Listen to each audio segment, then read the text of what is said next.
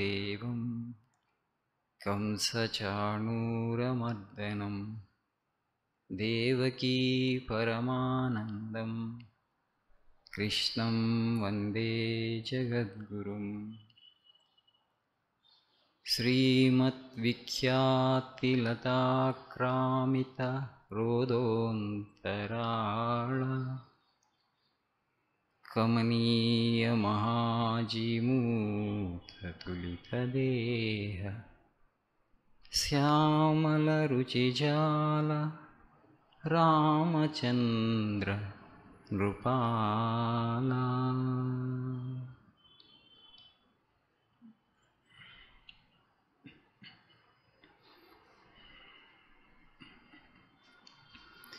శ్రీమద్భాగవతంలో మనం ప్రహ్లాద చరిత్రను చదువుకుంటున్నాం. ఇవాల్టి ప్రసంగం 6వ ప్రసంగం. చాలా నిదానంగా వెళుతున్నాం. ప్రహ్లాద చరిత్ర భాగవతం పూర్తిగా చదివే సమయము ఓపిక లేనటువంటి వాళ్ళు కేవలం ఈ ప్రహ్లాద చరిత్ర పూర్తిగా చదివితే చాలు. భాగవతంలోని సారమంతా ఈ ఒక్క ఘట్టంలో ఉంది. ముఖ్యంగా మనం ఇవాళ తెలుసుకోబోతున్నట్టు అంటే వేదాంత సారమంతా ప్రహ్లాదుడు అసుర బాలకులకు ఏదైతే చెప్పాడో ప్రహ్లాద అసుర బాలక సంవాదం ఉంటుంది. అందులో ఉపనిషత్తుల్లో ఏదైతే చెప్పబడిందో దానికి సంబంధించినటువంటి జ్ఞానం అంతా కూడా ప్రహ్లాదుడు బాలభక్తుడు మిగతా తోటి బాలకులతో పంచుకుంటాడు. వేదాంతం ఒకసారి అర్థమైతే ఒక గ్రంథంలో అన్ని గ్రంథాల్లో అదే ఉంటుంది, అన్ని ఘట్టాల్లో అదే ఉంది. ప్రపంచ సృష్టి వివరణ అనేటువంటిది అన్ని చోట్ల అదే ఉంటుంది. మరి ఇన్ని శ్లోకాలు రాయటం ఎందుకు, ఇన్ని శాస్త్రాలు ఎందుకు అని మీరు అడిగితే,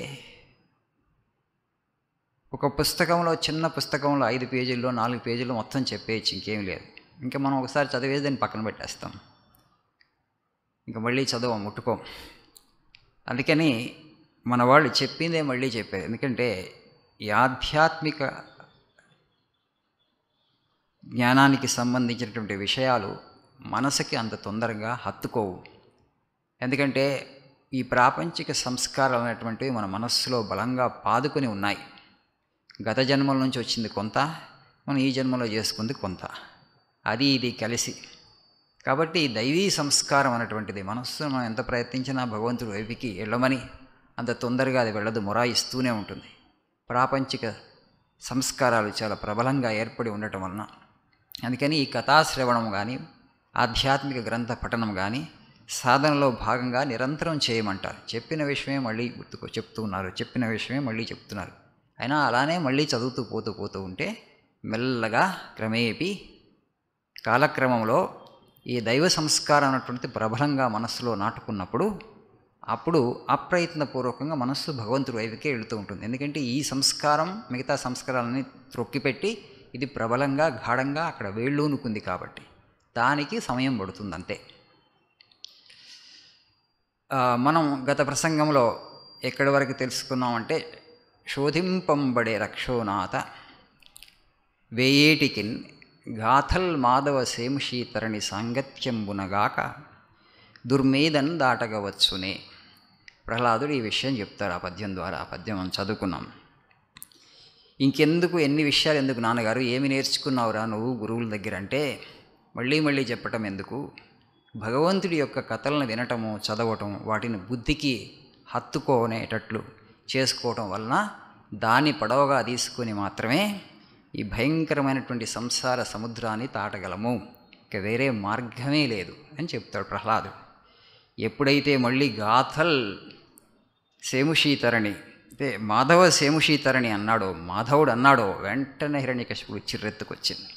మళ్ళీ అదే మాధవుడు గురించి, అదే శ్రీహరి గురించి మాట్లాడతాడు వీడు.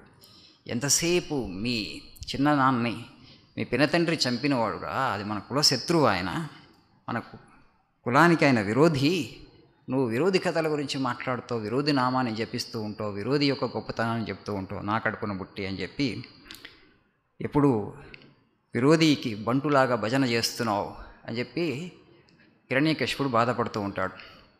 వీడితో ఎలా వీడిని మాన్పించేయాలి ఆ విష్ణు భజన వీడితోట అనుకుని, వీడు నా ప్రాణాలు తోడుతున్నాడే, నాకు విరోధిగా తయారయ్యాడే, నా మాట వినట్లేదే అని చెప్పి మంత్రులతో వాపోతాడు.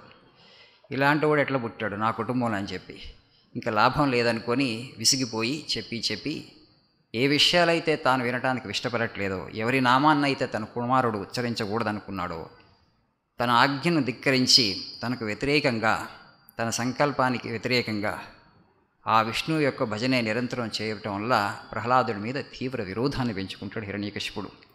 కొడుకని కూడా చూడకుండా, ఎలాంటి జాలి తెలపకుండా ఇప్పుడు రాక్షసులకి ఆజ్ఞనిస్తూ ఉంటాడు. వీడు నాకే ఎదురు తిరుగుతున్నాడు, నన్ను లెక్క చేయట్లేదు, నా శత్రువైనటువంటి విష్ణువుని నా ఎదుటే పొగుడుతున్నాడు, వద్దురా అన్నా వినటం లేదు, నా శరీరంలోంచి పుత్ర రూపంలో ఒక వ్యాధి పుట్టింది. మన శరీరంలో ఒక అంగానికి కనుక వ్యాధి వస్తే ఏ విధంగా వైద్యులు శస్త్రచికిత్స చేసి ఆ రోగం మిగతా అంగాలకు కూడా పాకకుండా ఆ అంగాన్ని శరీరం నుంచి విడదీస్తారో, అదేవిధంగా వీడిని నేను ఈ రాక్షస కులం నుంచి బయటపడాలి. ఆ విధంగా కులానికి మచ్చ లేకుండా చేసుకుంటాను. కులద్రోహి, శత్రుపక్షపాతి, మూర్ఖుడు అయినటువంటి వీడిని తీసుకువెళ్ళి హతమార్చండి, చంపండి. ఏమాత్రం జాలి చూపించాల్సిన అవసరం లేదు, మీరు వీడు తప్పులు మన్నించకూడదు, తక్షణం యముడి దగ్గరకు పంపించండి అని రాక్షసులందరికీ ఆజ్ఞాపిస్తాడు హిరణ్యకశిపుడు. వాళ్ళు వెంటనే రాజాజ్ఞను స్వీకరించి ఉత్సాహంతో అరుచుకుంటూ కేకలు పెడుతూ వాళ్ళు ఆ బరిసెలు శూలాలు తీసుకొని ప్రహ్లాదుని తిట్టుకుంటూ కొట్టుకుంటూ ఈడ్చుకుంటూ వెళ్ళి తన శూలాలతో పొడుస్తారు, నానా చిత్రహింసలకు గురి చేస్తారు. అయ్యో, చాలా మృదు స్వభావి, దయాళువు, చీమకు కూడా హాని తలపినటువంటి వ్యక్తి, బాలుడు అని ఏమాత్రం కూడా కనికరం లేకుండా వాళ్ళు ఎంత హింస పెట్టాలో అంత హింస పెట్టాడు. చంపడానికి ప్రయత్నం చేశారు, బరిసెలతో పొడిశారు. అయితే ఇంత జరుగుతున్న తండ్రి కొడుకును కొట్టవద్దని కానీ మళ్ళీ చెప్పలేదు. ఎందుకంటే హిరణ్యకశిపుడే చెప్తాడు చంపేయండి అని చెప్పి. చంపేయండి అని ఆజ్ఞాపించిన తర్వాత ఎలాంటి కనికరం లేకుండా అది చివరి నిర్ణయం ఇంకా తీసుకున్నాడు. హృదయాన్ని రాయిలాగా తీసుకున్నాడు. కొడుకైనా సరే పర్వాలేదు, శత్రువును పొగుడుతున్నాడు. ధర్మరాజా, నారద మహర్షి అంటున్నాడు ధర్మరాజుతో, కొడుకంటే ఎందుకు అంత విరోధము హిరణ్యకశిపుడికి అర్థం కాదని. ఎందుకు అందులో అర్థం చేసుకోవడానికి ఏముంది, తేలికే. ఎందుకంటే తన అభిమానం దెబ్బతిన్నది, రాక్షస అహంకారం దెబ్బతిన్నది. నేను ఏదైతే చేయొద్దంటే అదే చేస్తావా. అక్కడ తండ్రి కొడుకుల సంబంధం తెగిపోయింది. తండ్రిలో ఎంత అహంకారం ఉందంటే, ఎందుకంటే కొడుకు అనేటువంటి వాడు నా మాట వినాలి, నువ్వు ఎందుకంటే నాకు పుట్టావు కాబట్టి నా ఆజ్ఞను ధిక్కరించడానికి వీలు లేదు అని చెప్పి శత్రుత్వాన్ని పెంచుకున్నాడు. తన అహంకారం దెబ్బతినేసరికే ఇంకా భరించలేక, ఏదైతే నేను నిషేధించానో దాన్నే నువ్వు మళ్ళీ మళ్ళీ చేస్తున్నావు, నా అధికారాన్ని ధిక్కరిస్తున్నావు అని చెప్పి అక్కడ రాజుగా కూడా ఉన్నాడు కదా హిరణ్యకశిపుడు. కేవలం తండ్రి కాదు, రాజుగా. వీడే నా కొడుకే నా మాట వినకపోతే ఇంకా నా సబ్జెక్ట్స్, నేను పాలిస్తున్న ప్రజలు ఎందుకు వింటారు, వినకపోవచ్చు. అందుకని అదిరించైనా బెదిరించైనా తాను ఏదైతే చెప్పాడో, తాను ఏదైతే ఆజ్ఞలను ఇచ్చాడో ఆ ఆజ్ఞలను అందరూ నెరవేర్చాల్సిందే, ఎవరు ఉల్లంఘించడానికి వీలు లేదు. సృష్టిలో ఏ శక్తి కూడా హిరణ్యకశిపుడి యొక్క ఆజ్ఞను ఉల్లంఘించాలి. ఆ సమయంలో ఇంద్రుడితో సహా అందరూ భయపడి గజగజ వణికిపోయి, అందుకని అంత తపస్సంపన్నుడు కాబట్టి. అలాంటిది 5 సంవత్సరాల బాలుడు, నాకు పుట్టినవాడు, నా కుటుంబంలో పుట్టినవాడు, నా యొక్క జన్యువులతో పుట్టినవాడు, వీడే నన్ను ధిక్కరిస్తున్నాడు. ప్రపంచం ఎక్కడ ఏ శక్తి కూడా ధిక్కరించలే హిరణ్యకశిపుడు, ఒక ప్రహ్లాదుడు తప్ప. అలాంటిది ఆ క్రోధం పెంచుకొని ఇక చంపమని పంపిస్తాడు. విచిత్రం అయితే అంతమంది పొడుస్తున్నా కూడా శరీరం ఇంత కూడా కందలేదు. బరిసెతో పొడిస్తే 5 సంవత్సరాల బాలుడు వెంటనే చనిపోవాలి. ఆశ్చర్యం. ఒక పుష్పంతో మనం ఇసిరితే శరీరానికి ఏ విధంగా అవుతుందో ఆ విధంగా అనిపించింది ప్రహ్లాదుడికి. ఎక్కడ కూడా పోనీ అరుస్తాడా అని చెప్పేసి చర్మం చెదరలేదు, రక్తం చిందలేదు, ఎముకలు విరగలేదు. బాధకు తాళలేక నన్ను రక్షించండి, నన్ను రక్షించండి అంటాడంటే ఏమీ అనడు. మరి ఏమంటాడు, తన్ను నిశాచరులు పొడువ దైత్యకుమారుడు మాటి మాటికి, ఓ పన్నగసాయి, ఓ ధనుజ భంజన, ఓ జగదీశ, ఓ మహాపన్న శరణ్య, ఓ నిఖిల పావన, అంచును తించుగాని తా కన్నుల నీరుదేడు, భయకంప సమేతుడుగాడు భువరా. తన్ను నిశాచరులు పొడువ, రాక్షసులు బరిసెలతో శూలాలతో పొడుస్తున్నప్పుడు బాధకి తాళలేక నన్ను కొట్టకండి, నన్ను చంపకండి అని అరుస్తారని వాళ్ళు అనుకుంటే, దానికి విరుద్ధంగా ప్రహ్లాదుడు ఆ సమయంలో కూడా మాటి మాటికి మళ్ళీ మళ్ళీ ఓ పన్నగసాయి, ఓ ఆదిశేషుడి మీద సేరించేటువంటి దేవదేవా, ఓ పన్నగసాయి, ఓ ధనుజభంజన, ఓ రాక్షసుని చంపేటువంటి విష్ణుమూర్తి, ఓ జగదీశ, ఓ మహాపన్న శరణ్య, ఓ ఆపన్నులకు శరణిచ్చేవాడా, నిఖిల పావన, అందరినీ పావనం చేసేటువంటి వాడా, ఓ దేవదేవ అంటాడు తప్ప తా కన్నుల నీరుదేయుడు భయకంప సమేతుడుగాడు భూవరా. నారద మహర్షి ధర్మరాజుకి చెప్తున్నాడు. ఆ పరిస్థితుల్లో ఆయన కళ్ళెంబట్టి నీళ్ళు వస్తాయంటే చుక్క కూడా కళ్ళెంబట్టి నీళ్లు రావట్లేదు. మాటి మాటికి ఓ పన్నగసాయి ధనుజభంజన అంటాడు. భగవంతుడి యొక్క నామ ఎన్ని విశేషణాలు వాడారు ఇక్కడ పోతన గారు, అద్భుతమైనటువంటి విశేషణాలు. మహాపన్న శరణ్య నిఖిల పావన అంచును తెంచుగాని తా కన్నుల నీరు దేవుడు భయకంప సమేతుడు గాడుకొని భయపడతాడంటే అసలు ఏమీ భయం లేదు ప్రహ్లాదుడు, హిరణ్యకశిపుడు ఆ రాక్షసులు అలా హింసలు పెడుతూ ఉంటే. ఇది ఘోరం, ఇది అన్యాయం, నన్ను ఇలా హింసించటం అని అడగడు. పోనీ అక్కడ బంగారు గృహంలో ఉండేటువంటి తల్లి దగ్గరికి పరిగెత్తుతాడా భయపడి అంటే వెళ్ళడు. పోనీ ఎవరినన్నా నన్ను కాపాడండి అని ఎవరన్నా ఎలుగెత్తి చావుతాడా, అరుస్తాడా, నా రక్షణకు రండి, నన్ను రక్షించండి, మా నాన్నగారిని అలా ఇబ్బంది పెడుతున్నారు, ఈ రాక్షసులు నన్ను చంపడానికి పూనుకున్నారంటారంటే ఎవరిని పిలవడు, ఎవరిని అడగడు. అంతా శ్రీహరి ఇచ్ఛ, అంతా భగవంతుడి ఇచ్ఛ మేరకు జరుగుతుంది.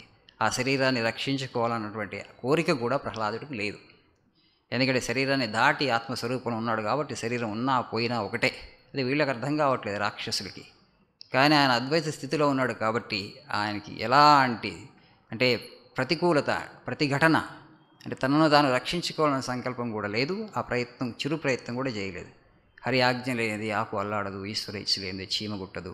ప్రపంచం అంతా ఆయన ఆజ్ఞ మేరకు నడుస్తుంది. ఈ రాక్షసులు ఇప్పుడు నన్ను హింసించడం కూడా ఆయన ఇచ్ఛ మేరకే అనుకుని పూర్తి శరణాగతి భావంతో నిర్లిప్తంగా అలా ఉండిపోయాడు ప్రహ్లాదుడు తప్ప ఎలాంటి బాధను ఆయన ప్రకటించలేదు. మనస్సంతా మాధవుడిపై నిలిపి పరమానందంలో ఓలలాడుతూ అలానే ఉన్నాడు, శరీర స్పృహ లేకుండా. రాక్షసులు వాళ్ళ పని వాళ్ళు చేసుకుంటూ పోతున్నారు. ఎవరు రక్షిస్తున్నారో ఎవరికి అర్థం కాలేదు. అక్కడ ఎవరూ లేదు రక్షించడానికి, ఈయన అరవట్లేదు, ఎవరు సహాయాన్ని కోరట్లేదు. పోనీ తనను తాను రక్షించుకోవడానికి ప్రయత్నిస్తున్నాడు అంటే ఆ ప్రయత్నం కూడా చేయట్లేదు ప్రహ్లాదుడు. అది ఎలా బ్రతుకుతున్నాడు అందరికీ ఆశ్చర్యమైంది. హిరణ్యకశిపుడు తన మనస్సులో అనుకున్నాడు, ఇదేంటి విచిత్రంగా ఉంది, ఇంత రాక్షసుల బరిసెలతో పొడుస్తుంటే సొమ్మసిల్లి పడిపోవట్లేదు, కింద పడిపోవటం లేదు. తండ్రి అయినా నా దగ్గరికి వచ్చి చాలు, ఇంకా నన్ను హింస పెట్టకండి, నన్ను బాధించకండి, నేను ఎప్పుడు ఇంకా విష్ణుమూర్తి నామాన్ని జపించను అని ప్రాధేయపడతాడు అనుకుంటే ప్రాధేయపరుడు, దగ్గరికి రాడు. ఎలా ఎవరు రక్షిస్తున్నాడు? ఈ పాటికి సొమ్మసిల్లిపోవాలి, ఈ పాటికి కింద పడిపోవాలి, ఈ పాటికి చచ్చిపోవాలి, శరీరం ముక్కలు ముక్కలు అయిపోయి ఉండాలి, ఛిద్రం అయిపోయి ఉండాలి, రంధ్రాలు పడిపోయి ఉండాలి, అంతమంది బరిసెలతో పొడుస్తుంటే ఆయనకు ఆశ్చర్యం అవుతాను. అప్పుడు ఈ విధంగా శంకించి ఏంటో ఏం అర్థం కావట్లేదు, ఎవరు రక్షిస్తున్నారు, ఎలా రక్షింపబడుతున్నాడు. ఈ ప్రయత్నాలు వమ్మయ్యేసరికి హిరణ్యకశిపుడికి ఇంకా అభిమానం దెబ్బతింది. ఈసారి ఇంకా దెబ్బతిని లాభం లేదు, ఇంకా ఏదో విధంగా చంపేయాలి, ఈ ప్రయత్నాలు సరిపోకపోతే ఇది చేయండి అని చెప్పి మదించిన ఏనుగులతో తొక్కిచ్చాడు. భయంకరమైన విషసర్పాలతో కాటు వేయించాడు. బగబగా మండే అగ్నిలో వేయించాడు. చితకబాది నడు సముద్రంలో పడేశాడు. భూమిలో పాతి పెట్టించాడు. కరవాలంతో నరికిచ్చాడు. గదలతో కొట్టించాడు. బాణాలు వేయించాడు. మంచులో ఉంచాడు. అంటే 0 degrees అంటే 0 degrees మంచులో తీసుకుపోయి అక్కడ పెట్టారు. భయంకరమైన ఎండలో అట్లనే పెట్టారు. రోజు నిలబడమన్నారు. ఏ ప్రయత్నం చేసినా కూడా ప్రహ్లాదుడికి కించిత్తు కూడా ఆయనకి హాని జరగలేదు. రాళ్ళు కూడా రువించాడు. ఏ విధంగా ఆయన చంపేయాలని ప్రయత్నం చేశాడు. కానీ ప్రహ్లాదుడిని చంపాలని హిరణ్యకశిపుడు చేసిన అన్ని ప్రయత్నాలు కూడా బొమ్మయ్య ఆశ్చర్యంగా. అప్పుడు ఆయన కొంచెం మందు తీసుకున్నాడా అంటే లేదు, ఎవరన్నా రక్షిస్తున్నారంటే లేదు, ముఖంలో ఆ సహజ కాంతి కూడా వాడలేదు, ఒక వర్చస్సు కూడా ఇంత కూడా తగ్గలేదు. ఎవరు రక్షిస్తున్నారు, ఇదేదో దేవతాశక్తి పనిచేస్తున్నట్లుందని మొట్టమొదటిసారిగా తన వెన్నుముకలో వణుకు వచ్చింది హిరణ్యకశిపుడికి. ఎందుకంటే అంత హింసలు పెట్టాడు, ఎప్పుడు చచ్చిపోవాల్సిందే. సహజంగా మనిషిని చంపడానికి ఏదైతే అవసరం అవుతుందో, ఏ మార్గంలో చనిపోతుందో అన్ని మార్గాలు వెతికి చంపించాడు, కానీ ప్రయత్నం లేదు. అసలు ఏమిటి వీడి తత్వం? నాన్న అన్యాయం చేస్తున్నారు, నన్ను బాధ పెట్టకండి, నేను ఈ బాధలకు తాళలేను, ఓరవలేను అని అనుకుంటుని పరిగెత్తుకొచ్చి కాళ్ళ మీద పడతాడు అనుకోండి హిరణ్యకశిపుడు. కానీ దానికి విరుద్ధంగా జరిగింది. ఇంకప్పుడు ఇంకా నైరాస్యానికి గురవుతాడు. నేల చూపులు చూస్తూ సహజంగా ఈ పాటికి చచ్చిపోవాలి, చచ్చిపోవట్లేదు, దైవతాశక్తి ఏదో దేవీ శక్తి రక్షిస్తుంది, వాడెవడు విష్ణు విష్ణు విష్ణు అంటున్నా, విష్ణు నిజమే అని అనుకుంటా, మీరు కనపడాడే ఏంటి అనుకుంటున్నాడు. ఎవరు రక్షించట్లేదు దగ్గరకు వచ్చి. పునః ఆడు డిఫెండ్ చేసుకుంటే తను తాను రక్షించుకోవడానికి ప్రయత్నం చేస్తుంటే అది కూడా చేయట్లేదు. భూమిలో పాతయించినప్పుడు కూడా చనిపోకపోతే ఇదేంటి ఆశ్చర్యం అనుకుంటాడు విష్ణువు. హిరణ్యకశిపుడు ఎవరినైతే ఆయన విష్ణు విష్ణు ఆయన అంతటా కొలువై ఉన్నాడు, అన్ని చోట్ల ఉన్నాడు, ఆయనే నిజమైన శక్తి, ఆయనే విశ్వానికి మొత్తానికి ఆధారం అంటున్నాడు, ఆయన ఉన్నాడేమో, ఉంటే కనపడాలి కదా నాకు, నేను ఎప్పుడో ఎతికాను, ముల్లోకాల్లో వెతికాను. హిరణ్యాక్షుడు చనిపోయిన తర్వాత పగ తీర్చుకోవడానికి తపస్సు చేసుకుని వచ్చిన తర్వాత హిరణ్యకశిపుడు ముల్లోకాలు ఎతికిన ఎక్కడ కనపడలేదు నాకు. మరి ఆ కనపడినటువంటి విష్ణు విష్ణు విష్ణు అని ఈయన నిరంతరం గొంతెత్తి అరుస్తూ ఉంటాడు అని చెప్పి హిరణ్యకశిపుడు ఆలోచించి ఖిన్నుడవుతాడు, నిరాశకు గురవుతాడు, దైన్యానికి గురవుతాడు. అప్పుడు చండామార్కులు వచ్చి ధైర్యం చెప్తారు. ఓ రాక్షసరాజా, మీరు ఇలా నిరాశకి నైరాస్యానికి గురి కాకూడదు. మీకు వీడెంత, ఈ బాలకుడెంత, మీరు బ్రుకుటి ముడిస్తే, మీరు కోపం కనుక ప్రకటిస్తే దిక్పాలకులే గజగజ వణికిపోతారు, అలాంటిది ఈ బాలకుడెంత. ఇప్పుడు ఈ వంది మాగదుల చుట్టూ ఉంటారు కదా జనరల్గా. హిరణ్యకశిపుడికి సందేహం వచ్చింది తన శక్తి మీద మొట్టమొదటిసారిగా. ఆయన వీళ్ళు వచ్చి ఆ సమయంలో, కాబట్టి మీకు వీరెంత, పెద్దలైన గురువుల చేత మళ్ళీ బోధ చేయిద్దాం, చెప్పిద్దాం. అప్పటికి కొంచెం వయసు పెరుగుతున్న కొద్దీ మీ యొక్క శక్తి, మీ ప్రతాపం, మీ యొక్క శౌర్యం, మీ పటాటోపం అంతా ఆయనకి అర్థమవుతుంది. అప్పుడు మీరెవరో ఇంకా బాలుడిగా ఉన్నాడు కాబట్టి మీ శక్తి సామర్థ్యాలు ఆయనకి అర్థం కావట్లేదు. ఈలోపు శుక్రాచార్యుల వారు వస్తారు. శుక్రాచార్యుల వారు అప్పుడు లేరు. అప్పటికీ ఇంకా కొంచెం వయసు పెరుగుతుంది కాబట్టి బాలుడికి అన్ని విషయాలు అర్థమవుతాయి. అప్పటికి మనం ఇంద్రుడి మీద ద్వేషాన్ని కూడా నూరిపోద్దాం అని చెప్పి హిరణ్యకశిపుడికి కొన్ని ఓదార్పు మాటలు మాట్లాడతాడు. అప్పుడు హిరణ్యకశిపుడు కొంచెం ఉపశమనాన్ని, మనశ్శాంతిని పొందుతాడు. ఇప్పుడు ఈ చండామార్కులు చెప్పినప్పుడు వివాహం అయినటువంటి వాడికి ఏదైతే ధర్మాలు బోధించాలో ఆ ధర్మాలన్నింటినీ బోధించండి అని చెప్పేసి మళ్ళీ ప్రహ్లాదుని దగ్గరికి వాళ్ళని గురువుల్ని పంపించడానికి ప్రయత్నం చేస్తాడు. ఆ గురువులు జపతపాలు చేసుకోవడానికి వెళ్ళినప్పుడు, లేకపోతే గృహకృత్యాలు చేసుకోవడానికి వెళ్ళినప్పుడు ప్రహ్లాదుడు మిగతా అసురబాలకులు మనం ఆడుకుందాం రండి అని పిలిస్తే వాళ్ళని పిలిచి ఆడుకోవడానికి పోకుండా ఆయన చెప్తూ ఉంటాడు తోటి బాలకుడితో, మిత్రులారా, ఈ గురువులు మనకి నిజంగా ఉపయోగపడేవి ఏవీ చెప్పట్లేదు. ఇప్పటివరకు గురువుల్ని ఎప్పుడూ ధిక్కరించలేదు ప్రహ్లాదుడు. మీరు చెప్పేదంతా అనర్థ జ్ఞానం, మీరు చెప్పేదంతా అజ్ఞానం, మాకు అజ్ఞానం నూరిపేస్తున్నారు, దీనివల్ల మాకు ప్రయోజనం లేదు, మాకు భగవంతుడు భక్తి కలగదు, మాకు ముక్తి లభించదు, జీవన సాఫల్యాన్ని మేము పొందలేము మీ బోధల వలన అని ఎప్పుడు కూడా వాళ్ళని ఎదిరించలేదు, వాళ్ళకి ప్రతిగా మాట్లాడలేదు. వాళ్ళు చెప్పేది ఏదో చెప్తున్నాను అనుకున్నాడు. తన భక్తిలో తాను ఉన్నాడు, తన నామస్మరణ తానులో తాను లీనమై ఉండేవాడు. ఇప్పుడేం చేశాడు, మిగతా అసుర బాలకులందరినీ కూర్చోబెట్టుకొని మన గురువులు మనకి నిజమైనటువంటి బోధలు చేయట్లేదు, జీవితంలో మనకు ఉపయోగపడేటువంటి చెప్పట్లేదు, జన్మ సార్థకతను పొందేటువంటి మార్గాన్ని చెప్పట్లేదు, భగవంతుడికి సంబంధించిన విషయాన్ని ఏవి చెప్పట్లేదు. మనం ఇంతకుముందు చదువుకున్నాం, దేవదేవుని చింతించు దినము దినము చక్రహస్తుని ప్రకటించు చదువు చదువు అంటాడు. ఏ చదువు అయితే భగవంతుడి గురించి చెప్తుందో అదే చదువు, మిగతాదంతా కూడా అజ్ఞానం, చదువు కాదు, అవిద్య. అది ప్రహ్లాదు. కాబట్టి అవిద్యనే మనకి బోధిస్తున్నారు, దీనివల్ల ఎలాంటి ప్రయోజనం మీకు ఉండదు అని అసుర బాలకులతో అంటూ మన గురువు మంచివాడు కాదని చెప్తారు. ఈ గురువులు మంచివాడు కాదు, మన శ్రేయస్సును కోరేవారు కాదు వీరు. వీరు చూశారా, కొంతమంది మన ఈడు బాలకులే చచ్చిపోతూ ఉంటారు. ప్రపంచంలో దేహాలు అశాశ్వతాలు, అస్థిరాలు, ఎప్పుడు మనిషి ఉంటాడో ఎప్పుడు మనిషి పోతాడో ఈ ప్రపంచంలో చెప్పలేము. మన ఈడు వాళ్ళే కొద్దిమంది పోతున్నారు కదా, ఒకసారి చూస్తాం కదా మన ప్రపంచం ఇదంతా కూడా. మానవుడు జీవితకాలాన్ని వ్యర్థం చేసుకోకూడదు. ఈ సమయం చాలా అమూల్యమైనటువంటిది. మానవ జన్మ రావటమే చాలా కష్టం, చాలా కష్టం. ఎంతో పుణ్యం చేసుకుంటే మనకి ఈ జన్మ వచ్చింది. ఈ ధరిత్రి మీద మనం ఇక్కడ పుట్టాము, మనం చాలా వృధా చేసుకోకూడదు, ఆ సమయాన్ని వ్యర్థం చేసుకోకూడదు అని చెప్తూ మనుషులకి ఆయుర్దాయం 100 సంవత్సరాలు. ఆ 100 సంవత్సరాలు ఒక 50 సంవత్సరాలు చీకటితో గడిచిపోతుంది, రాత్రి నిద్ర 50 సంవత్సరాలు అడ్డుపోతుంది. మిగతా 50 సంవత్సరాలు ఒక 20 సంవత్సరాలు బాల్యావస్థలో గడిచిపోతుంది. అప్పుడు మనకేమీ జ్ఞానం రావడానికి అవకాశం ఎక్కువ లేదు. తర్వాత ఇంకా మిగతా 30 సంవత్సరాలు ఇంద్రియ చాపల్యంతో, ఈ కోరికలతో మనం సతమతం అవుతూ ఉంటాం. కాబట్టి ఇలాంటి జీవితంలో మనము ఆయుర్దాయం అనేటువంటిది చాలా అమూల్యమైనటువంటిది. ఆ అమూల్యమైనటువంటి ఆయుర్దాయాన్ని భగవంతుడి యొక్క నామజపాన్ని చేయటానికి, భగవంతుడి యొక్క మనసు తిప్పి ఆయన్ని ధ్యానించడానికి ఉపయోగించుకోవాలని చెబుతూ, ఈ జీవుడు తన ప్రాణాల కంటే మిన్నగా ఆశకి చిక్కిపోతాడు, ఈ ఆశాపాశానికి బద్ధుడవుతాడు. ఈ ఆశాపాశానికి బద్ధుడై రకరకాల కార్యక్రమాలు చేస్తూ లోకంలో శత్రువులను పెంచుకుంటాడు. ఒక్కొక్కసారి ఇప్పుడు మనం చూస్తున్నాం, ప్రపంచంలో రోజు చూస్తున్నాం, సేవకులు, దొంగలు, తర్వాత బంధువులు, మిత్రులు, మనం ధనాన్ని ఎక్కువ సంపాదించుకున్నాము, వాళ్ళే శత్రువులుగా తయారవుతారు. మన దగ్గర ధనాన్ని, మన ఐశ్వర్యాన్ని కాజేయడానికి ప్రయత్నం చేసి ఒక్కోసారి ప్రాణం మీదకి తెచ్చుకుంటూ ఉంటాం. జరుగుతున్నాయి సృష్టిలో, ప్రపంచంలో చూస్తూనే ఉన్నాం. మన ఐశ్వర్యం మనకు శత్రువుగా అయింది. మన ఐశ్వర్యాన్ని వాళ్ళు కాజేయాలని చూశారు. ఈ లోపల మనం వాళ్ళ మీద శత్రుత్వాన్ని పెంచుకుంటాం. అప్పుడు మన ఐశ్వర్యాన్ని వాళ్ళు కొల్లగొట్టాలని చూస్తున్నారు కాబట్టి ఇప్పుడు కంపెనీలు పెట్టుకుంటున్నారు. ఇద్దరిద్దరు భాగస్వాములుగా ఉన్నారు. ఒక భాగస్వామి ఇంకో భాగస్వామిని మోసం చేశాడని వాళ్ళిద్దరి మధ్య పరస్పర వైరం పెంచుకొని తద్వారా ఒకళ్ళని చంపుకోవడం, ఇవన్నీ మనం సమాజంలో చూస్తూనే ఉంటున్నాం. ప్రహ్లాదుడు చెప్తున్నాడు, ఇవేమి ఉపయోగం, శాంతినివ్వవు ఈ ప్రపంచంలో. మనిషి ఆశాపాసానికి బద్ధుడవుతాడు, ఆశకి చెక్కి విలవిల్లాడుతాడు.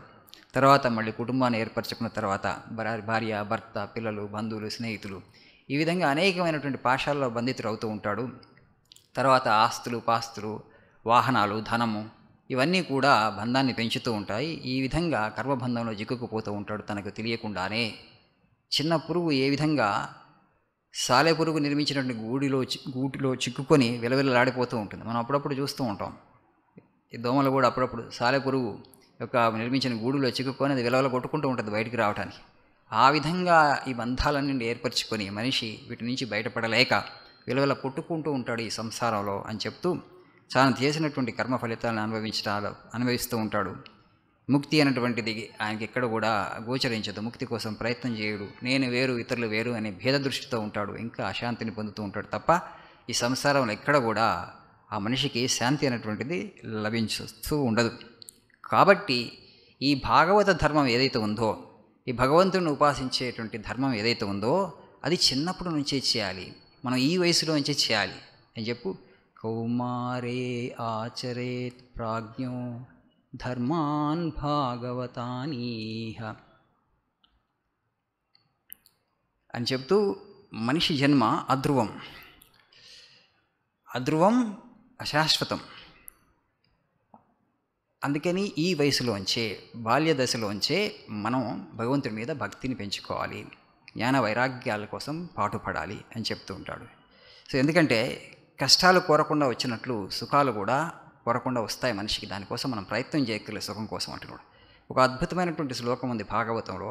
ఇది యాక్చువల్గా వేదాంత సారం అంతా ఈ ఒక్క శ్లోకంలో ఉంటుంది. యాక్చువల్లీ సుఖం ఐంద్రియకం దైత్య దేహయోగేన దేహినాం సర్వత్ర లభ్యతే దైవాత్ యథా దుఃఖం అయత్నతః.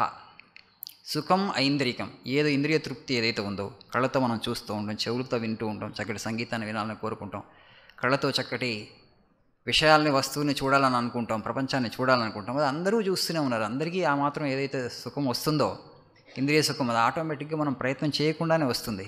చక్కటి భోజనాలు అందరికీ లభ్యమవుతూనే ఉన్నాయి ఈ రోజుల్లో. ఎంత ఉందని మనకి నేను ధనవంతుడు కాబట్టి నేను 10 సార్లు భోజనం చేసి నేను ఇంకా ఎక్కువ అనుభవిస్తానంటే ఎవరికి కుదరట్లేదు కదా.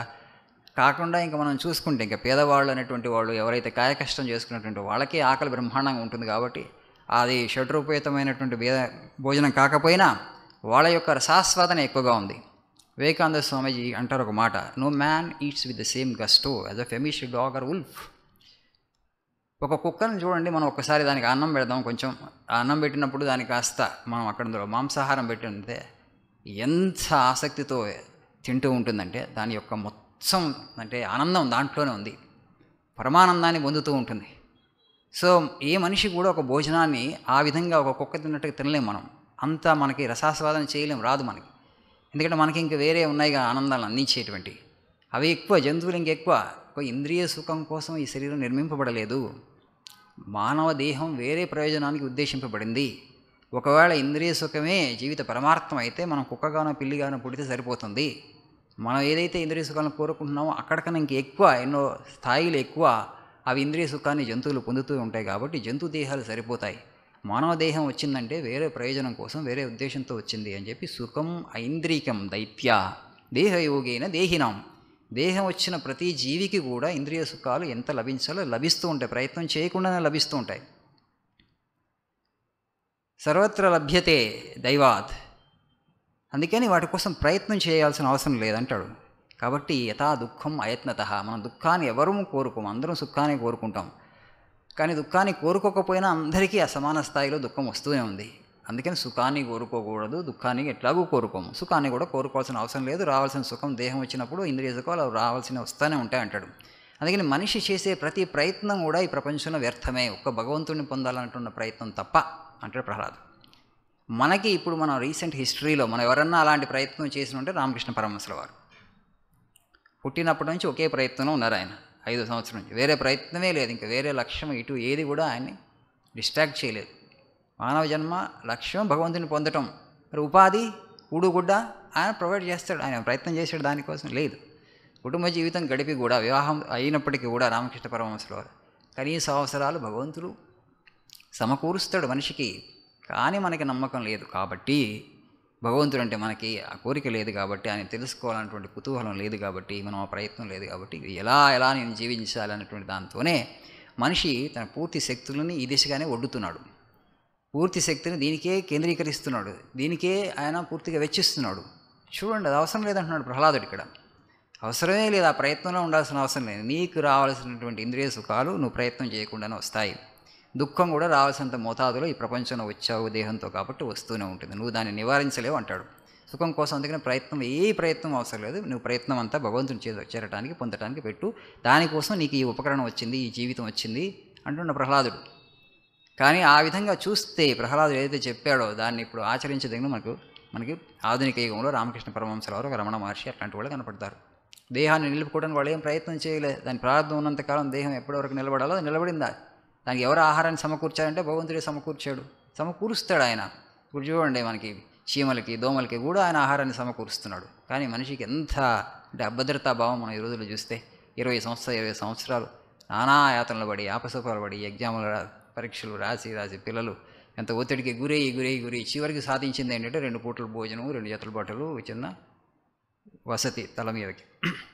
దానికోసం 20 సంవత్సరాల ప్రయత్నం సరిపోవట్లేదండి. పెద్ద విశ్వవిద్యాలయాలు వచ్చాయి, అవి జ్ఞాన కేంద్రాలుగా ఏం వెలసెల్లట్లేదు, అజ్ఞాన కేంద్రాలుగానే ఉన్నాయి, అవిద్యా కేంద్రాలుగానే ఉన్నాయి. విద్య అనేటువంటిది ఎక్కడ కనపడట్లేదు మనకి. ఎందుకు చేసుకున్నాం జీవితాన్ని ఈ విధంగా? ఇంత ఆయాసభరితం ఎందుకైంది జీవితం? ఒకసారి ఆలోచిస్తే అసలు మానవ జీవితానికి సంబంధించి మనకు ప్రాథమిక అవగాహన కూడా లేదు, స్పష్టత లేదు. జీవన లక్ష్యం ఏమిటి, ఉద్దేశం ఏమిటి, ఎందుకు వచ్చాం ఈ ప్రపంచంలోకి, మిగతా జీవికి మనకి ఉన్నటువంటి తేడా ఏంటి, మనిషిగా వచ్చిన తర్వాత ఏం చేయాలి, ఏ ప్రయత్నంలో ఉండాలి, దాని మీద స్పష్టత లేదు. మన ఋషులు మునులు మాటికి మళ్ళీ చెప్పారు మనకి. ఈ దేహం అనేటువంటిది ఊరికి రాలే, ఎన్నో జంతు జన్మల తర్వాత వచ్చింది కాబట్టి దీనికోసమే వినియోగించండి. ఇంత పవిత్రమైనటువంటి ఉపకరణాన్ని, మహోన్నతమైనటువంటి ఉపకరణాన్ని దేనికోసం వినియోగించాలో దానికోసం మనం వినియోగించకపోవడం వలన మన సమాజాలు ఈ విధంగా తయారై ఉన్నాయి. ఇప్పుడు సమస్య ఏంటంటే తల్లి గర్భంలో ఉన్నప్పటి నుంచి కాస్త ఆధ్యాత్మిక సంస్కారం రాకపోయేసరికి ఈ జీవన లక్ష్యం అర్థం కావట్లేదు మనిషికి. అందుకని ఇంద్రియ సుఖాల కోసం పరిగెడుతున్నాడు. శరీరం ఒకరోజు శవం అయిపోతుంది, ఒకరోజు మనం అందుకనే ప్రహ్లాదుడు అంటున్నావు, ప్రయత్నం చేయకపోయినా నీకు కావాల్సినటువంటి ఇంద్రియ సుఖాలు వస్తూనే ఉంటాయి, శరీరం వచ్చింది కాబట్టి. సో ఇది ఒక అద్భుతమైనటువంటి శ్లోకం శ్రీమద్ భాగవతంలో, నాకు చాలా నచ్చినటువంటిది. కాబట్టి అంటున్నాడు, ముముక్షు అయినటువంటి దేహికి దేహావసాన పర్యంతం నారాయణ చరణారవింద సేవనమే కర్తవ్యంబు. నారాయణ చరణారవింద సేవనమే కర్తవ్యం. మనిషిగా వచ్చిన తర్వాత, మనిషిగా పుట్టిన తర్వాత, దేహం లభించిన తర్వాత ఏం చేయాలంటే ఒక్క వాక్యంలో చెప్పేశారు. దేహావసాన పర్యంతం, పుట్టిన దగ్గర నుంచి చివరి వరకు, తుది శ్వాస విడిచే వరకు, చనిపోయేంత వరకు ఒకే కార్యంలో నిమగ్నమై ఉండాలంటే ఏంటి ఆ కార్యం అంటే నారాయణ చరణారవింద సేవనం అని చెప్పి. చూస్తున్నారు కదా గృహస్థ జీవితంలో ఉన్నటువంటి వాళ్ళు పడుతున్నటువంటి పాటలు అంటున్నాడు ఈ అసుర బాలకులతో, వాళ్ళకి జ్ఞానాన్ని బోధిస్తున్నాడు. కో గృహేషు పుమాన్ సక్తం ఆత్మానం అజితేంద్రియై స్నేహపాశై దృఢై బద్ధా ఉత్సహేత విమోచితం.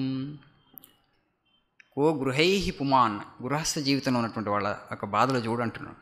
గృహేషు పుమాన్ సక్తం ఆత్మానం అజితేంద్రియ. ఎంత కష్టపడుతూ ఉంటారో వాళ్ళ ఇంద్రియ నిగ్రహాన్ని పొందడానికి, ఎంత కష్టపడతారు. ఆ ఇంద్రియ నిగ్రహం లేకుండా స్నేహపాశై శతై బద్ధా, ఎన్నో పాశాల్లో చిక్కుకొని పోయారు పాపం. శతై బద్ధా ఉత్సహేత విమోచితం, అంటే ముక్తిని పొందాలని వాళ్ళు ఉత్సహించరు, ముక్తిని పొందాలని కోరుకోలేకపోతున్నారు. చూస్తున్నారు కదా వాళ్ళు పడుతున్నటువంటి ప్రయాస, వాళ్ళు పడుతున్నటువంటి పాటలు, కాబట్టి మీరు ఆ మార్గంలోకి వెళ్ళద్దు అంటాడు. మళ్ళీ ఇంకొక చోట చెప్తున్నాడు తర్వాత చక్కగా, ఈ హరిని ఉపాసించడంలో కష్టమే ఉంది. ఎక్కడున్నాడు ఆయన? ఎక్కడున్నా బయట ఎక్కడో ఉంటే, పైన ఎక్కడో ఉంటే ఆయన ఉపాసించడం కష్టం. ఆయన వైకుంఠంలో ఉంటే మన వైకుంఠం ఉందో లేదో, అక్కడ ఎవరు పోతారు అక్కడికి, అదేంది మరి సందేహించవచ్చు. నీ హృదయంలోనే ఉన్నాడంటాడు ప్రహ్లాదుడు. కోతి ప్రయాసో హరేరుపాసనే అసుర బాలకా స్వే హృది ఛిద్రవత్సత సఖ్యు అశేషదేహినాం అని చెప్తూ సామాన్యత కిం విషయోపపాదనై, ఈ భోగాలను ఆర్జించడంలో ఏం ప్రయోజనం ఉంది, దానివల్ల ఏం ఫలం చేకూరుతుంది, భగవంతుడు ఎక్కడో లేడు, స్వే హృది ఛిద్రవత్సత. ఉపనిషత్తు యొక్క వాక్యాల యొక్క సారమంతా ఇక్కడ తీసుకొచ్చి పెట్టేశాడు. ఈశ్వర ఉద్దేశే అర్జున తిష్టతి అని భగవద్గీతలో భగవానుడు ఏదైతే చెప్పాడో, నీ హృదయాకాశంలోనే భగవానుడు కొలువై ఉన్నాడు నాయన. ఆయన నీలోనే ఉన్నటువంటి భగవంతుని కొలవటానికి, పూజించటానికి, ఉపాసించటానికి నీకు కష్టమే ఉంటుంది. కహ అతి ప్రయాస, అంత కష్టమే ఉంటుంది.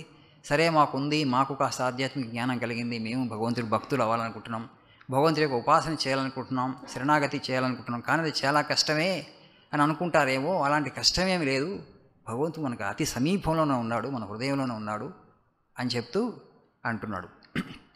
ఈ ఇంద్రియ భోగాల కోసం ప్రయత్నం చేయటం వల్ల ఏం ప్రయోజనం ఉంటుంది, నిజమైనటువంటి ఆనందం సుఖం రాదు. కాబట్టి మీరు ఇప్పుడు చూడండి, ఎంతో తెలివిగల విద్వాంసులు ఉంటారు, ఎన్నో గ్రంథాలు చదివి ఉంటారు, చివరికి వాళ్ళేంటి పూర్తిగా వాళ్ళు కూడా ఆ బంధాలు చిక్కుకుపోయి కనపడతారు. మనకి ఏమైనా ప్రయోజనం ఉందా? శాస్త్రజ్ఞానం మొత్తం ఉంది, శాస్త్రాలన్నింటినీ ఆపోసన పట్టారు, అన్నింటినీ చదివారు, కానీ అన్ని బంధాల్లో చిక్కుకొని పోయారు. వాళ్ళు ఒక పూర్తిగా మధువును త్రాగి మత్తులో ఏదైతే ఉన్నటువంటి వ్యక్తిలాగా వాళ్ళు కూడా వ్యవహరిస్తూ ఉంటారని చెప్తూ వల్ప మైకంలో చిక్కుకుపోతున్నారు గొప్ప గొప్ప విద్వాంసులు అనేటువంటి వాళ్ళు, మహాపండితులు అనేటువంటి వాళ్ళు కూడా. కాబట్టి కౌమార ఆచరేత ప్రాజ్ఞో ధర్మాన్ భాగవతానీహ. ఇప్పుడే ఈ వయసులో ఉన్నప్పటి నుంచి మనం ఈ భాగవత ధర్మాన్ని అవలంబించాలి. పూర్తిగా మనం అంటే వృద్ధాప్యానికి వచ్చినప్పుడు కాదు. రకరకాల గర్భాల నుంచి నానా అవస్థలు వేసి పుడుతూ ఉంటారు, మళ్ళీ పుట్టడం, మళ్ళీ చావటం, మళ్ళీ పుట్టడం, మళ్ళీ చావటం. మనకెందుకు ఇది? పుట్టడం ఎందుకు, మళ్ళీ చావటం ఎందుకు? దీని నుంచి బయటకు వచ్చే మార్గాన్ని అన్వేషిద్దాం అని ఆ తోటి బాలకులకు చెప్తాడు ప్రహ్లాదుడు. పుట్టినప్పుడు మళ్ళీ చావు తప్పదు, చచ్చిన వాళ్ళకి మళ్ళీ పుట్టుక తప్పదు. ఈ చక్రం నుంచి బయటపడటమే సంసారం నుంచి బయటపడటం కదా. కాబట్టి దాని గురించి ఆలోచిద్దాం. ఈ పుట్టడం చావటంలో ఇసుగనిపించట్లేదు మీకు, ఎక్కడుంది సుఖము, ఎక్కడుంది? అందుకని విష్ణు భక్తులం అవుదాం, అచ్యుతుడి భక్తులం అవుదాం, అచ్యుతుడిని సేవిద్దాం అని చెప్తూ, ఈయన ఎక్కడున్నాడని అంటున్నారు కదా, పంచభూతాలలో ఉన్నాడు, అన్నిట్లో ఉన్నాడు, సర్వజీవులలోను, సర్వ ప్రాణులలోను, చిన్న పెద్ద అన్ని జీవులలోనూ భగవంతుడు కొలుడై ఉన్నాడు, మూల ప్రకృతిలో ఉన్నాడు, మహాతత్వంలో ఉన్నాడు. ఆయన ఈ రూపమని నిర్దిష్టంగా మనం చెప్పలేం. ఆయన రూపాలన్నీ ఆయనయే, ఆయన రూపరహితుడు, రూపాలకు అతీతంగా కూడా ఉన్నాడు. కాబట్టి నిర్దిష్టంగా ఆయనది ఈ రూపం అని చెప్పలేము. ఒక అనుభవపూర్వకంగా తెలుసుకోవాల్సి మనం తప్ప దానికి వేరే మార్గమే లేదు. అపరోక్షానుభూతి అంటారు. మనం ఎంత చెప్పినా, మనం ఎన్ని ఉపమానాలు వాడినా కూడా భగవంతుడికి సంబంధించినటువంటి విషయాన్ని మనం పూర్తిగా వివరించలేము. ఏ ఉపమానం కూడా, ఏ దృష్టాంతం కూడా పూర్తిగా దగ్గరికి రాలేదు. వ్యక్తిగా మనం ఎప్పుడైతే మనస్సును దాటి మనం వెళ్ళినప్పుడు మనకి ఆ అనుభూతి కలుగుతుంది. ఆ అనుభూతి కలిగిన వ్యక్తికే తెలుస్తుంది భగవంతుడు ఏంటో నిజంగా. సముద్రం ఉంది, తరంగం ఉంది. ఇది అత్యున్నతమైనటువంటి ఉపమానం. సముద్రము, తరంగం ఉంటుంది. ఇప్పుడు మనం భగవంతుడి గురించి చెప్పడం ఎలా అవుతుందంటే మన మనస్సును ఉపయోగించి, ఇప్పుడు చాలామంది మనకు ఉపన్యాసాలు వస్తున్నాయి. ఇప్పుడు అద్వైతంలో కూడా చాలా ఉపన్యాసాలు చెప్తాం, భగవంతుడి గురించి చెప్తూ కాన్షియస్నెస్, చైతన్యం గురించి మాట్లాడతాం. చైతన్యం గురించి మనం మాట్లాడటం అంటే మనస్సును ఉపయోగించి. అందుకనే ఉపనిషత్తే అంటుంది, అది అవాంగ్ మానస గోచర, మనస్సుకి గోచరం అవ్వడు భగవంతుడు. అయినా ఉపనిషత్తు ఒక ప్రయత్నం చేసి చెప్పింది. ఇక్కడ ఎలా ఉంటుందంటే, ఒక తరంగం ఉంది, తరంగము సముద్రం గురించి వివరిస్తుంది.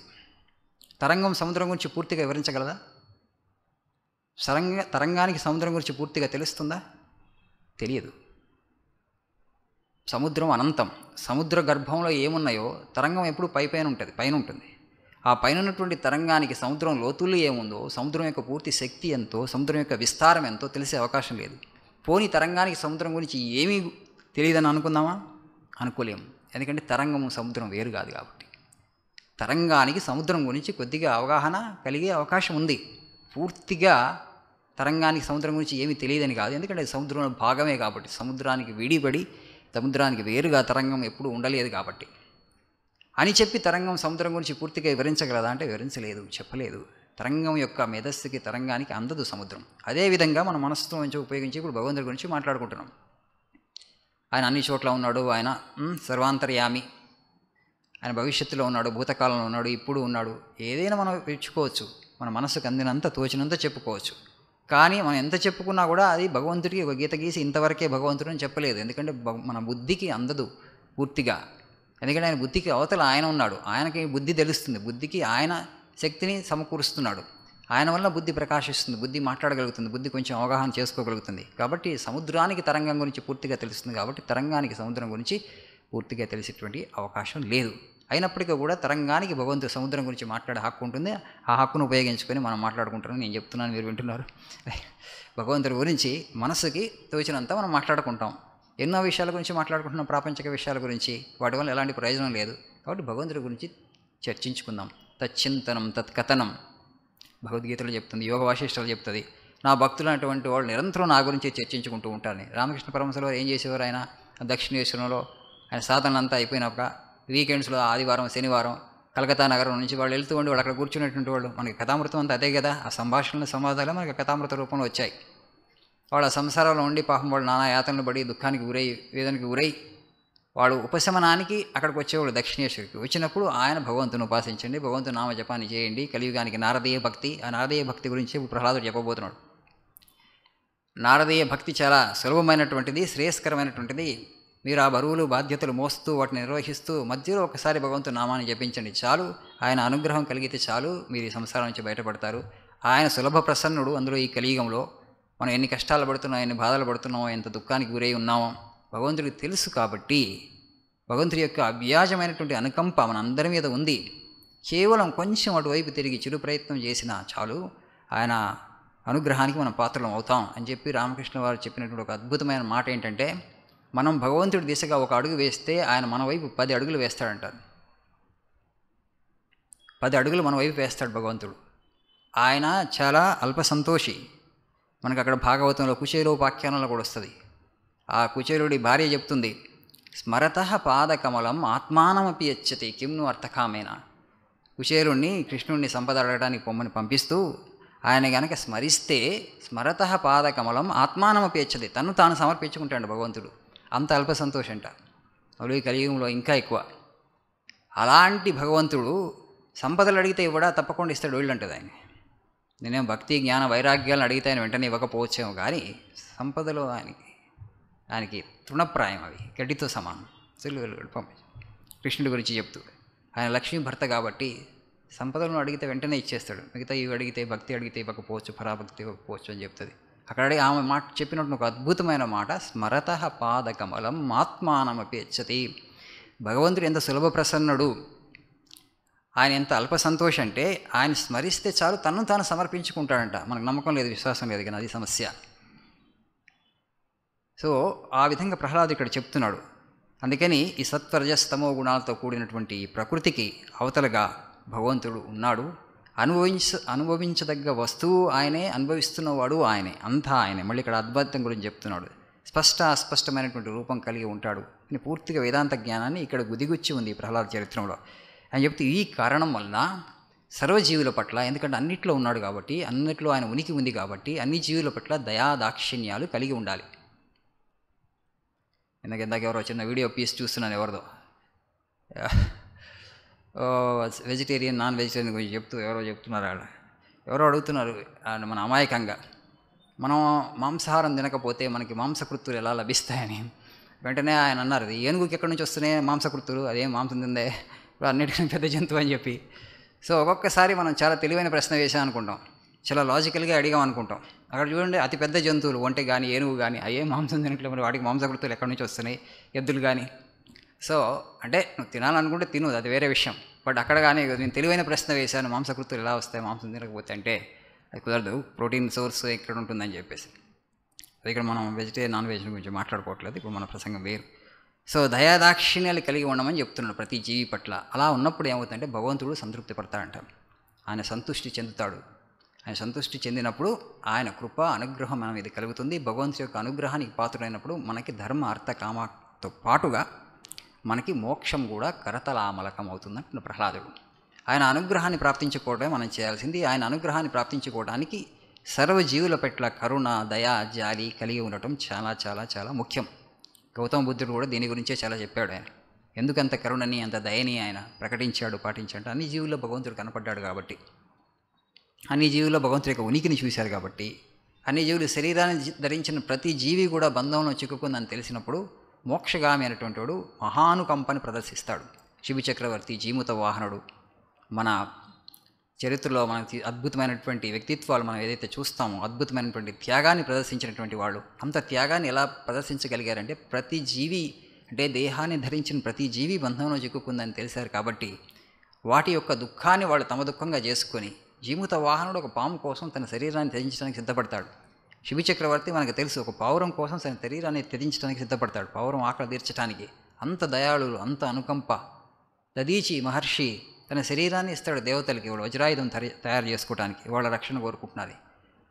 ఆ ఆధ్యాత్మిక మార్గంలో ఉన్నటువంటి వ్యక్తికి కరుణ, దయాన్ని పాటించడం చాలా చాలా ముఖ్యం. అది ప్రాక్టీస్ చేయాలి. ఆ వ్యక్తి క్రమేణా భగవంతుడి అనుగ్రహం పొందిన తర్వాత ఆత్మతత్వం తెలుసుకుంటాడు. కలలో విషయాలు ఏ విధంగా నిజం కావో అలాగే ఈ లోకము, ఈ ప్రపంచం కూడా నిజం కాదు అని ప్రహ్లాదుడు అంటున్నాడు. అది వేదాంత సారం. దీర్ఘస్వప్నం ఇదం విశ్వం రామ, యోగ వాసిష్ఠలు అది కూడా చెప్పాము, మనం చర్చించుకున్నాం ఇక్కడ.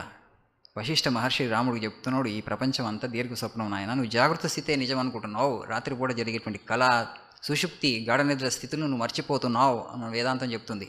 ఈ 3 స్థితులను పోలుస్తూ ఉండండి. ప్రహ్లాదుడు చెప్తాడు, ఈ 3 స్థితులను అనుభవిస్తూ 3 స్థితులను చూస్తూ ఉన్నటువంటి సాక్షిభూతుడైనటువంటి చైతన్యమే దేవుడు, భగవంతుడు.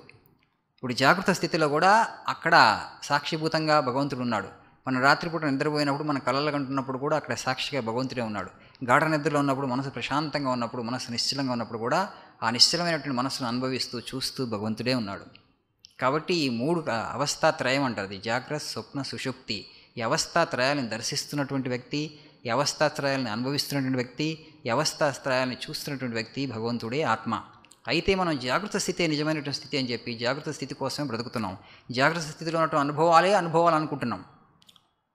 మనకి జాగ్రత్త స్థితిలోనే మనకి సుఖము దుఃఖం కలుగుతున్నాయి. గాఢ నిద్రలో ఎవరికి సుఖము దుఃఖం 2 లేవే, ఒక ప్రశాంతమైన స్థితిలో ఉన్నామే.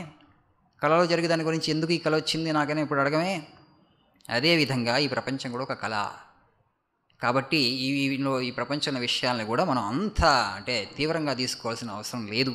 ఎందుకంటే వేదాంతులకి ఆ జ్ఞానం ఉంటుంది కాబట్టి వాళ్ళు నిశ్చల మనస్సుతో ఉండగలుగుతారు. వాళ్ళకి ఏమి జరిగినా జీవితంలో వాళ్ళ యొక్క మనస్సు యొక్క ప్రశాంతత మాత్రం అది భంగం అవ్వదు. ఎందుకంటే ఆ పరమోత్కృష్టమైనటువంటి జ్ఞానాన్ని, ప్రపంచం అనేటువంటి ఒక కళ అంతే, మనస్సు ద్వారా సృజింపబడింది ఈ ప్రపంచం. మనస్సు లేకుండా ప్రపంచం లేదు. రాత్రిపూట గాఢ నిద్రలో మనస్సు లయించిపోతుంది. మనస్సు లయించిన వెంటనే ప్రపంచం అదృశ్యమైపోతుంది. కాబట్టి ఇది నిజం కాదు, ఇది కళే. మనస్సు వచ్చినప్పుడు మనస్సుతో పాటు ఉత్పన్నమవుతుంది అని వాళ్ళు మనోరహస్యాన్ని కనుక్కోవడానికి ప్రయత్నం చేసి, ఇది నేను అన్నటువంటి అహం మీద, కోరిక మీద ఆధారపడి ఉంది. ఆ కోరిక లేకుండా చేసుకోగలిగితే, నేను కనుక తొలగించుకోగలిగితే మనస్సు దానికి రూపం లేదు కాబట్టి అది ఎక్కడి నుంచి పుట్టిందో దాంట్లో లయించిపోతుంది, భగవంతుడిలో లయించిపోతుంది. దాన్ని మనం నిర్వాణం, కైవల్యం, మోక్షం, ముక్తి, భగవత్ సాయుధ్యం, ఆత్మసాక్షాత్కారం అన్నాం. ఆ స్థితి వచ్చిన తర్వాత ఇంక మనం ఈ ప్రపంచం నుంచి మళ్ళీ ఈ ప్రపంచంలోకి రాం. భగవంతుడి నుంచి వచ్చాం, భగవంతుడిలో కలిసిపోయాం. అందుకని కశ్చిత్ ధీరః ప్రత్యేగాత్మనం ఐక్షత్తావృత్త చక్షు అంటుంది.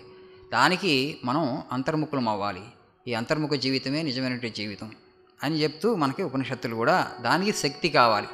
కోరికలు అనేటువంటి వాళ్ళు బలహీనలే పెట్టుకుంటారు. కోరికలను మనం నిగ్రహించలేకపోతే కోరికలు ఇంకా ఎక్కువగా పుంకాలుగా పుడుతున్నాయంటే మనం బలహీనలుగా ఉన్నాం. ఆ కోరికలను ఒక్కొక్కటిగా మనం త్యజిస్తూ పోతూ ఉంటే నువ్వు ధీరుడు అవుతున్నావు, శక్తిమంతుడు అవుతున్నావు, ధైర్యశాలి అవుతున్నావు అని. ఆ పూర్తిగా ఒక బుద్ధుడిలాగా అన్ని కోరికలు కనుక ఉపశమించాయి అనుకోండి, చిత్తం అప్పుడు లయించిపోతుంది. అప్పుడు ప్రశాంత సముద్రం అవుతుంది. ఇప్పుడు కల్లోల సముద్రంగా ఉంది. సముద్రం ఎక్కడ కల్లోలంగా ఉంటుంది? తీరంలో. అక్కడ తీరంలో సముద్రం లోతుండదు. ఆ విధంగా మనం ఇప్పుడు పూర్తిగా పైన జీవితాలను గడుపుతున్నాం. అంతర్ముఖీయం అయిపోయి మనం లోపలికి వెళుతున్న కోరికలన్నింటినీ త్యజిస్తున్న కొద్దీ మన ఒక గాఢ సముద్రంలాగా, మనసు ప్రశాంత గంభీర సముద్రంలాగా అవుతుంది. అక్కడ నిజమైనటువంటి లోతు ఉంటుంది. అప్పుడు మనకి ఈ ప్రపంచం గురించి పూర్తి అవగాహన ఏర్పడుతుంది.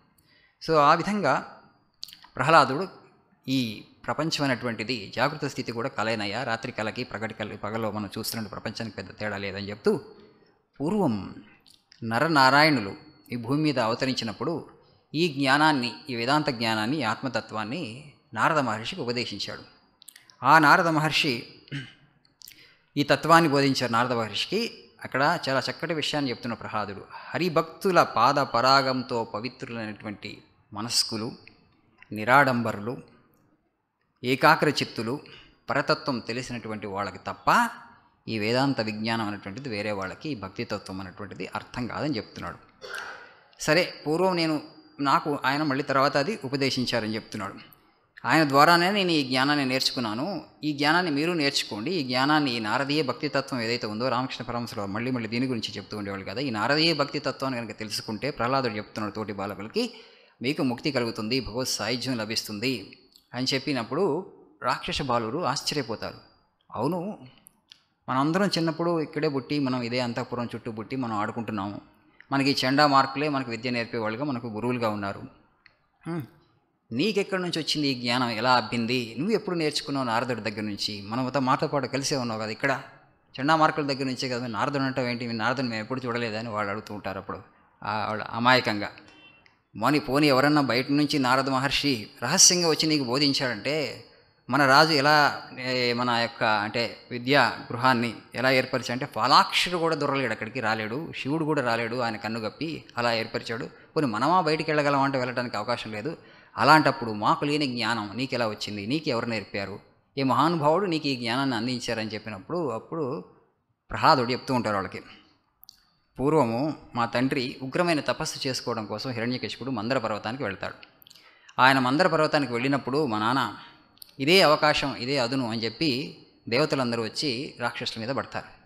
ఎందుకంటే హిరణ్యకశిపుడు తపస్సు చేయడానికి వచ్చాడు, తపస్సు చేసుకున్న తర్వాత తీవ్ర శక్తిమంతుడే వస్తాడు, అప్పుడు మనం ఆయన ఓడించలేం, ఈ రాక్షసులు నిర్జించడానికి సంహరించడానికి ఇదే సమయం అని చెప్పేసి వీళ్ళు దేవతలంతా వచ్చి రాక్షసుల మీద పడతారు. రాక్షస రాజ్యంలో దూరి వాళ్ళు బీభత్సం సృష్టిస్తారు దేవతలు. రాక్షసులందరూ చెట్టుకొక్కళ్ళు పుట్టుకొక్కలుగా పారిపోతారు. హిరణ్యకశిపుడు లేడు, రాజు లేడు కాబట్టి. అప్పుడు తర్వాత ఇంద్రుడు అంతఃపురంలో చొరబడి ప్రహ్లాదుడి తల్లి అయినటువంటి లీలావతిని అపహరించడానికి ప్రయత్నం చేస్తాడు. ఆమె అప్పుడు విలవలలాడిపోతుంది, స్త్రీ, అందులో సిగ్గుతో తల వంచుకుపోతుంది ఆమె, ఎందుకంటే పరస్పురుషుడు అక్కడ అంతఃపురంలో ప్రవేశించాడు. ఆ మహాపతివ్రత లీలావతి కూడా భర్తను తప్ప వేరే పురుషుడిని చూడలేదు, తాకలేదు, ఆమె ఎదగదు.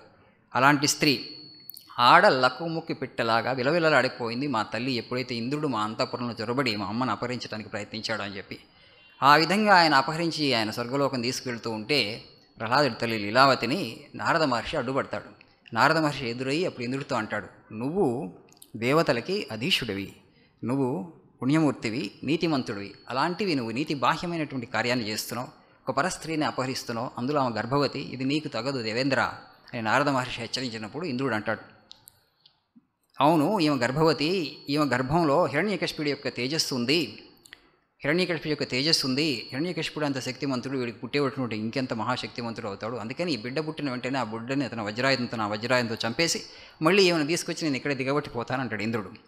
అప్పుడు నారదుడు అంటాడు ఇంద్రుడితో, నిర్భీకుండు ప్రశస్త భాగవతుడు నిర్వైరి జన్మాంతరావిర్భూత అచ్యుత పాదభక్తి మహిమావిష్ఠుండు దైత్యాంగనా గర్భస్థుండగు బాలకుండు బహు సంగ్రామాద్యుపాయంబులన్ దుర్భావంబున పొందిచావడు భవద్దోర్దర్ప విభ్రాంతుడై. ప్రహ్లాదుడు ఈ తల్లి గర్భంలో ఎదుగుతున్నటువంటి బిడ్డలు నీతో చంపబడాయా ఇంద్రుడా, నువ్వు చంపలేవు ఆయన్ని, ఎందుకు చంపలేవో చెప్తున్నాడు. నిర్భీకుడు, ఈయనకి భయం లేదు ఈ బిడ్డకి.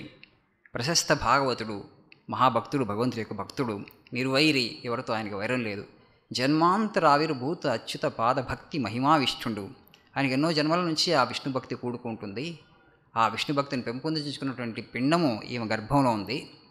దైత్యాంగన గర్భస్థుండగు బాలకుండు బహు సంగ్రామాది ఉపాయములను, ఎన్ని ఉపాయాలన్నా బన్ను, ఎన్ని సంగ్రామాలను చేయడానికి ప్రయత్నం చేయి, ఎన్ని ఆయుధాలైన వాడు ఈ బాలుడిని చంపలేవు. దుర్భావమున పొంది చావడు, అలా చచ్చిపోతాడు అనుకోండి, ఊరికి చంపేస్తాయి, పిండమే కదా, గూడెమే పుట్టగానే నేను ఇక్కడ వజ్రాయంతో ఇట్లా టపిక్కుమని కొడతాను, పుట్టుకుమని చచ్చిపోతాడు అనుకున్నామేమో, అలాంటిది ఏం జరగబోవట్లేదు. దుర్భావమున పొంది చావడు భవద్దోర్దర్ప విభ్రాంతుడై, నీ భుజబలం సరిపోదు ఈ బాలుని చంపటానికి అంటాడు. నీ భుజబలం సరిపోదు ఈ బాలుని చంపటానికి అని ఎప్పుడైతే నారద మహర్షి చెప్పాడో అప్పుడు ఇంద్రుడు, నారద మహర్షి అంటే మహాగౌరవం ఇంద్రుడికి, ఎందుకంటే మహర్షి ఋషి, ఆయన కూడా విష్ణు భక్తుడు కావున ఈ గర్భంలో, ఈ తల్లి గర్భంలో ఒక విష్ణు భక్తుడు ఎదుగుతున్నాడంటే సంతోషించి ఆ లీలావతికి ప్రదక్షిణలు చేసి ఇంద్రుడు తన స్వర్గలోకానికి వెళ్ళిపోతాడు, ఆమెను వదిలిపెట్టేస్తాడు. అప్పుడు వదిలిపెట్టినప్పుడు నారద మహర్షి ఆమె భయపడి ఉందని తెలుసుకొని, ఇంద్రుడు అపహరించిన భయపడిపోయింది, ఆమె భయపడి ఉందని తెలుసుకొని, అమ్మా నీకేం భయం లేదు, నువ్వు నిర్భీకురాలుగా ఉండు, భయం లేకుండా ఉండు, నా ఆశ్రమానికి వచ్చాయి, నీ భర్త తపస్సు చేసుకున్న తర్వాత రాజ్యానికి తిరిగి వస్తాడు, అప్పటి వరకు నా ఆశ్రమంలో ఉండని చెప్పి నారద మహర్షి ఆ లీలావతిని తన ఆశ్రమానికి తీసుకెళ్తాడు.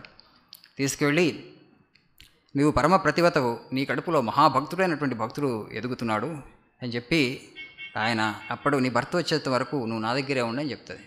అప్పుడు ఆమె ఎలాంటి ద్వేషభావం లేకుండా, ఎలాంటి భయం లేకుండా తన గర్భంలో ఎదుగుతున్నటువంటి శిశువుని జాగ్రత్తగా పరిరక్షించుకుంటుంది. నారద మహర్షి శుశ్రూషలు సేవలు చేస్తూ ఆయన అనుగ్రహానికి పాత్రురాలవుతుంది. అప్పుడు నారద మహర్షి ఆమె గర్భంలో విష్ణు భక్తుడైనటువంటి బాలుడు ఉన్నాడని తెలిసి ఆ విష్ణు భక్తి ఇంకా పెంపొందించడానికి ఆ బాలుడికి తనకు తెలిసినటువంటి భగవంతుడి కథలన్నీ చెప్తూ పోతూ ఉంటాడు. ఇది ఒక అద్భుతమైనటువంటి ఘట్టం మనకి చరిత్రలో, మన పురాణ చరిత్రలో. ఆ ప్రహ్లాదుడు అది ఊగొడుతూ ఉంటాడు నారద మహర్షి చెప్తూ ఉంటే. ఆమె కొంత అర్థం అవుతుంది, కొంత అర్థం కాదు, కొంతసేపు వింటుంది, కొంతసేపు వినదు. ఆమె హాయిగా జోలపాటలాగా వినిపించడం, నిద్రపోతుంది లీలావతి. కానీ నారదుడు ఎప్పుడూ ఆ కథలు చెప్పడం మాత్రం ఆపలేదు. ఎందుకంటే ఆ గర్భంలో భగవంతుడి యొక్క భక్తుడు ఎదుగుతున్నాడని తెలుసు కాబట్టి. అలా చెప్పడం వల్ల మనకు ప్రహ్లాదుడు ఆ విధంగా పుట్టాడు. అయితే చాలా కాలం గడిచిపోయింది. తర్వాత ఇప్పుడు ప్రహ్లాదుడు అడిగితే తల్లిని లీలావతిని, అమ్మ నీకు నేను గర్భంలో ఉన్నప్పుడు నారద మహర్షి కొన్ని బోధ చేశాడు కదా, కొంత చెప్పాడు కదా, అదేంటో చెప్పమంటే ఆమె ఏది గుర్తు తెచ్చుకోవట్లేదు.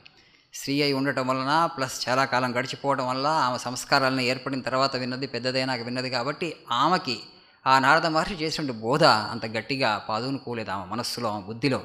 కానీ ప్రహ్లాద అంటాడు తోటి బాలకులతో, నాకు మాత్రం ఆయన చెప్పింది తూచా తప్పకుండా ఏదైతే చెప్పాడో మొత్తం గుర్తుందని చెప్తున్నాడు.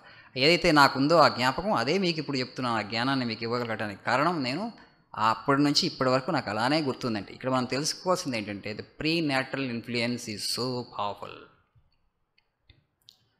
తల్లి గర్భంలో శిశువు ఎదుగుతున్నప్పుడు ఎలాంటి ప్రేరణనిస్తుంది, ఆమె ఎలాంటి ఆహారాన్ని స్వీకరిస్తుంది, ఆహారం అంటే కళ్ళతో ఏం చూస్తుంది, చెవులతో ఏముంటుంది, నోటితో ఏం మాట్లాడుతుంది, ఏమి చదువుతుంది, చాలా చాలా ముఖ్యం. అది బిడ్డకి సంస్కారం అయిపోతుంది. అప్పుడు కనుక దైవపరమైనటువంటి విషయాలు కనుక ఆలోచిస్తే, అప్పుడు కనుక ఆధ్యాత్మిక గ్రంథాలు చదివితే, భగవంతుని నామాన్ని జపిస్తే, భగవంతుడిని స్మరిస్తే సత్వగుణంతో మహాతేజవంతుడైన బిడ్డ పుడతాడు. ఇంక తర్వాత ఈ చదువులు ఇవన్నీ కూడా పెద్దగా ఏం అవసరం ఉండదు ఆ బిడ్డకి. వాళ్ళ యొక్క ఆ స్త్రీ, ఆ తల్లిదండ్రుల యొక్క పేరెంటింగ్ అయిపోయినట్లే. ప్రహ్లాదులాగా పుడితే మనం ఏం చేయక్కర్లే, అయిపోయింది పూర్తి జ్ఞానం వచ్చేసింది బిడ్డకు పుట్టుకతోనే. కాకపోతే అది తెలియదు కాబట్టి మనం విద్యా బుద్ధులు నేర్పించాలి, ఒక 4 సంవత్సరాల తర్వాత మనం ఎల్కేజీ యూకేజీలతో మొదలు పెట్టాలి అనుకుంటాం. అయిపోయినాయి, అంతా సగం సంస్కారం అంతా ఏర్పడింది అక్కడ. ఎందుకంటే మన దగ్గర మాతృదేవోభవ అని అందుకే అంటారు మన సంస్కృతిలో. ఎందుకంటే బిడ్డ పూర్వజన్మ సంస్కారంతో వస్తాడు. ఆ పూర్వజన్మ సంస్కారాన్ని పక్కన పెట్టేసేసి తల్లి తన సంస్కారాన్ని అందించగలుగుతుంది. తన యొక్క చేష్టలతో, తన యొక్క చేతలతో, తన యొక్క తపస్సుతో ఆ సూక్ష్మ శరీరాన్ని మార్పు చేయగలుగుతుంది.